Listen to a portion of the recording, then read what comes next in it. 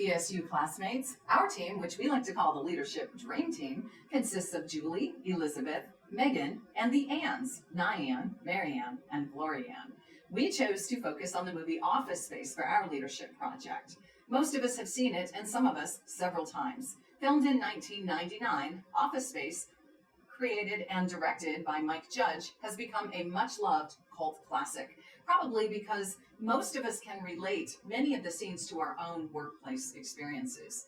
The film satirizes the everyday work life of a typical mid to late 1990s software company, focusing on a handful of individuals fed up with their jobs and the management that they're forced to work under. Pressure builds throughout the movie, and at the end, we are not at all surprised to see employees taking out their pent-up anger on a printer, a symbol of all they have come to hate about their work situations.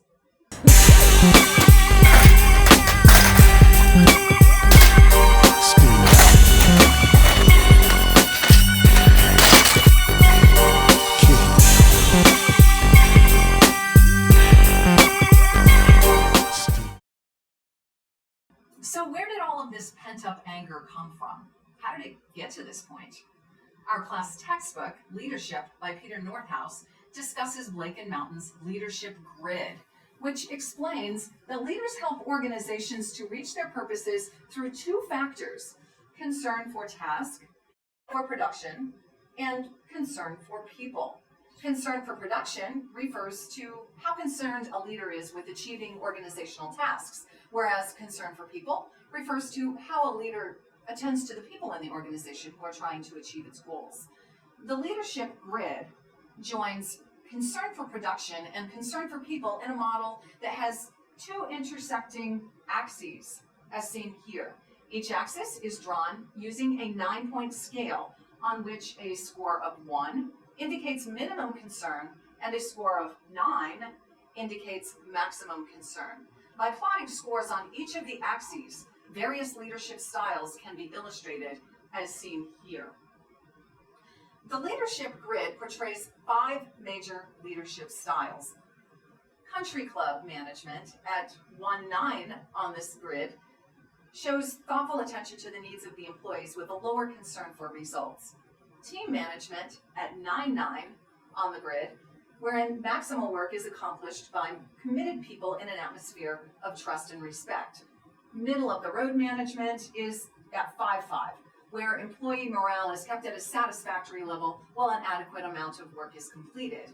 Authority compliance management at 9-1 on the grid is where efficiency in operations results from arranging conditions of work in such a way that human elements interfere somewhat. And then finally, impoverished management at 1-1, where there's minimal effort by leadership to accomplish the tasks at hand.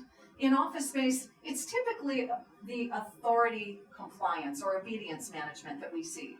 In the following scene, it's quite obvious that Intech manager Bill Lundberg is much more concerned about task management than he is with employee morale, as he hounds software engineer Peter Gibbons about the cover sheets on his TPS reports.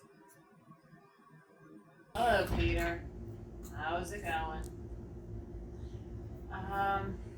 Sort of have a problem here. Yeah, apparently they didn't put one of the new covers on your TPS reports. Yeah, sorry about that. I forgot. Yeah. You see, putting the cover sheets on the TPS reports now before they go out.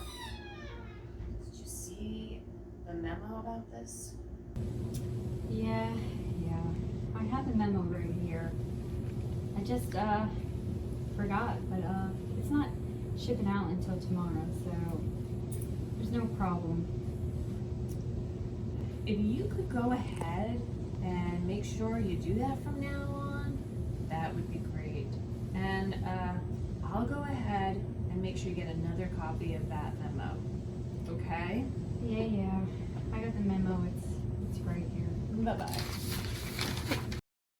Obviously, Peter doesn't seem very pleased about this situation.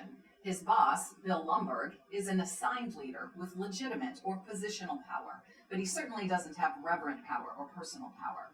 He's a manager, not a leader, and is lacking in the trait of sociability or social intelligence. So let's move on to see what else we can learn about faulty leadership from the movie. Leader-member exchange theory, or LMX theory, explains how leaders use some followers to achieve goals more than others. These followers are part of the in group, while those who aren't chosen are part of the out group. We see this in the next scene, where Bill shows little concern for Peter's office neighbor, Milton, who is definitely in the out group. Hi, Milton. What's happening? I'm gonna have to ask you to go ahead and move your desk again. So if you could go ahead and get it back against the wall as far as possible, that would be great. That way, I can have some room for some of these boxes and things that we need to put here. Oh, there it is. Here, let me just go ahead and take that from you. Great, so if you could go ahead and get to that as soon as possible, that would be terrific. Okay, thanks a bunch, Milton. Bye. Poor Milton. His boss is totally lacking in compassion or heart, which Bill George describes as part of his authentic leadership theory. He's literally being replaced with boxes, which Bill Lumbergh seems to think are more important. This treatment continues, and later on in the movie, we see Milton sitting all alone in a desk in a dark basement where he is asked to look for and kill cockroaches. Meanwhile, Peter is hypnotized, so he's very laid back and no longer worried about impressing his bosses or doing his work. The organization, Initech, has brought in 2 consultants, the Bobs, to talk to all of the employees. A very honest Peter tells the Bobs just what it's like to work at Initech. Well, it's not that I'm lazy. I just don't care. Don't care? It's a problem of motivation, all right? Now, I work my ass off in Initech shifts, a few extra units. I don't see another dime. So where's the motivation? And here's something else, Bob. I have 8 different bosses right now. I beg your pardon? 8? 8, Bob. When I make a mistake, I have 8 different people coming by to tell me about it. That's my only real motivation, is not to be hassled.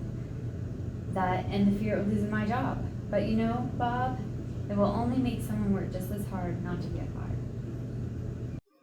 Peter's honesty gives us some great insight about what it can be like to work under poor management.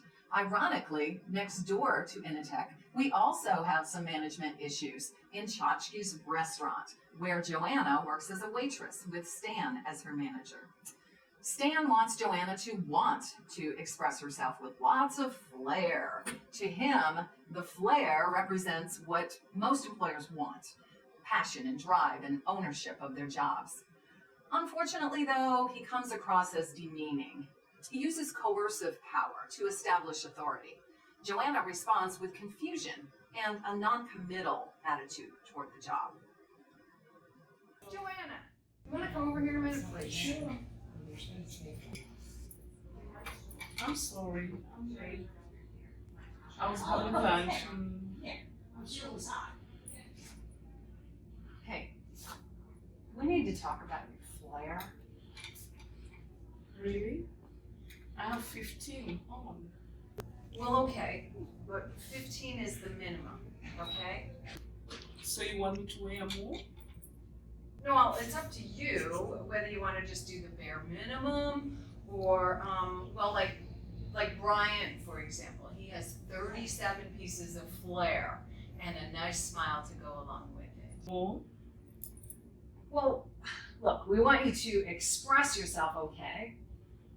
But if you feel that the bare minimum is enough, well, okay. Yeah. But some people choose to wear more, and we like that. Okay. Okay.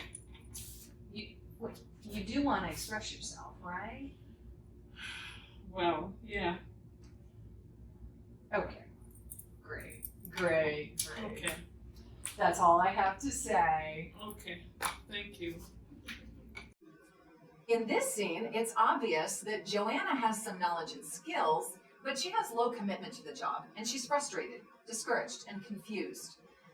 The situational leadership model stresses that leaders need to have both a supportive role and a directional dimension to their leadership, and that they should each be applied according to the competence and commitment level of the followers. Joanna would probably be considered a D2 on the developmental scale. She has some competence, but low commitment. Therefore, she would benefit from having an S2 coach style manager who was both highly supportive and highly directive. Unfortunately, we don't see that in her manager, Stan. We chose this movie because it highlights all of the wrong ways to be a leader. We discussed the different theories that the movie highlighted and what we would have liked to have seen happen if Bill and Stan were better bosses. Bill didn't do any real work, made a ton of money, and didn't really care about his employees. Stan, he was focused more on how his employees looked than on how they performed. The employees were frustrated and they didn't see any hope for a better workplace environment.